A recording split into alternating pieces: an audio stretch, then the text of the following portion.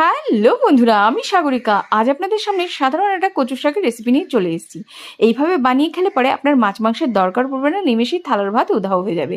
কচু শাকটা কেটে ধুয়ে পরিষ্কার করে সুন্দর করে জলে সেদ্ধ করে নিচ্ছি। 1 চিমটে দিয়েছিলাম খাওয়ার সোডা, 100% গলা ধরবে না। তারপরে সেদ্ধ হয়ে গেছে, জল ঝরিয়ে নামিয়ে রেখে দিয়ে এবার গ্যাসের চুলায় কড়াই বসিয়ে দিয়েছি। তাতে আমি প্রয়োজন মতো রিফাইন অয়েল দিয়ে দিয়েছি। আপনারা চাইলে পরে সরষের তেলও দিতে পারেন। ফোড়নে দিয়েছি শুকনো লঙ্কা, কালো জিরে।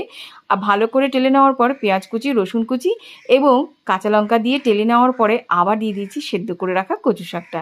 এবার আপনি স্বাদ অনুসারে লবণ, হলুদ গুঁড়ো দিয়ে সুন্দর করে এইভাবে থেতো করতে থাকবেন কচুর শাক। দেখুন একদম কালার কিন্তু সবুজ রয়েছে। এইভাবে যখন মাখো মাখো হয়ে আসবে, জল একেবারে থাকবে না, তখন বুঝবেন রেসিপি আপনার রেডি। আর গরম ভাতের সঙ্গে কিন্তু খেতে অসাধারণ লাগে। এটা কিন্তু চা শ্রমিকদের একটা বিখ্যাত রেসিপি, হেলদি এবং টেস্টি। এটা কিন্তু ব্লাড পিউরিফায়ারের কাজ করে। ভিডিওটি ভালো লাগলে অবশ্যই লাইক